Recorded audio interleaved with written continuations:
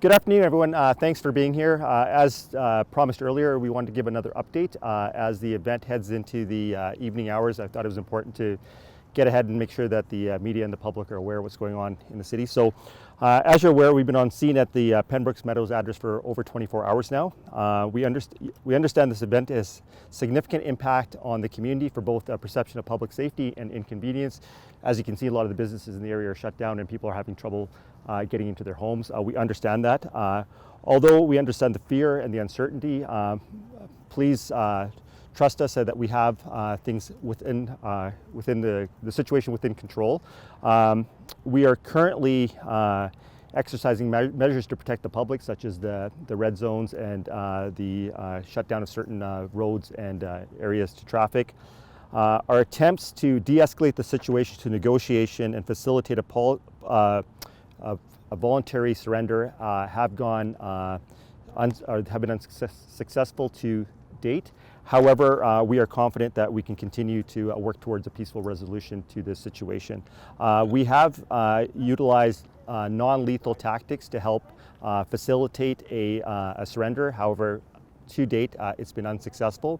We will continue with these tactics until such time that we do have a peaceful surrender. However, should the situation escalate, we are prepared to intervene and stop any harm to the public or to officers. Our goal remains a peaceful, safe resolution to this event while ensuring public safety for our officers and the suspect, and the public most importantly. For those residents of Penbrooke who may be impacted by this, the Calgary Emergency Management Agency has set up a family reception center at the Village Square Leisure Centre. If you are displaced or experiencing any difficulties and need support, we ask that you attend there.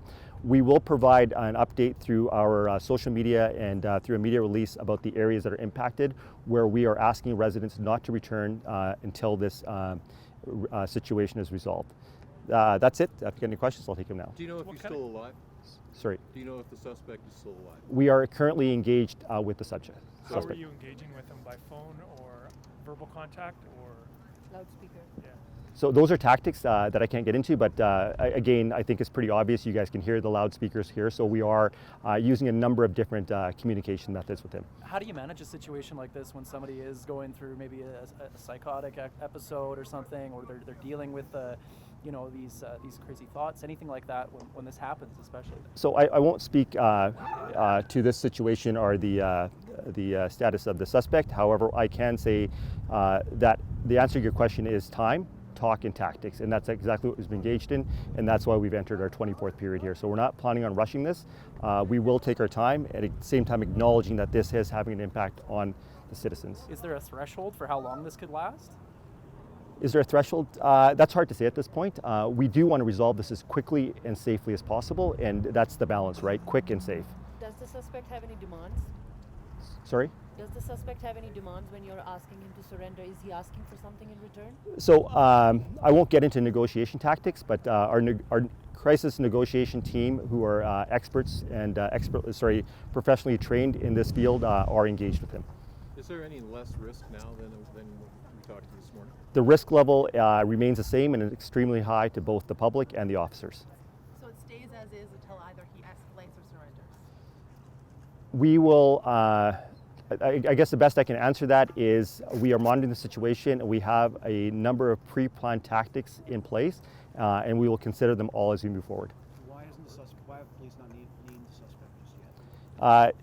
Why have we not named the suspect yet? No charges have been laid yet, so. Can you reveal what charges he was facing when you tried to execute the search warrant? I don't have the specifics of that, but the search warrant was in relation to firearms. Do you know how many firearms he has inside, or? I do not. How many people have been displaced from their homes? In the area? I don't have that number, but there's going to be several more because we are creating a zone, what we call a red zone, in case the situation escalates. We want to make sure that the public is safe. So you're expanding it then? Yes. Is the city providing like accommodation for people that don't have a place to sleep? Yes. So citizens that are displaced can attend the Family Response Center at Village Square Leisure Centre, where they'll be provided with support such as accommodations overnight. Was it a Calgary warrant that you guys were executing, or was it shared with RCMP, or were you assisting, or how did that go down? Good question. I take it that question is because of the presence of the RCMP. This was a Calgary Police Service investigation by our Firearms investigative team. Has he used his firearms? Did you comment on that? Sorry? Has he been using his firearms?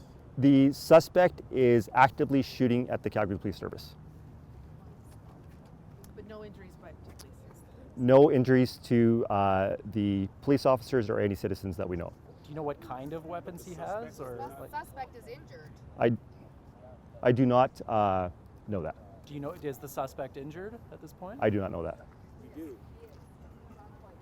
Thank you. Thank you. Okay. Thanks, sir. Thank you. Sorry, can Oh, you just give your first and last name and your rank, sir? Sure. Superintendent Joe Brar, Joebrar. Thank you. Thank you very much. Thank you.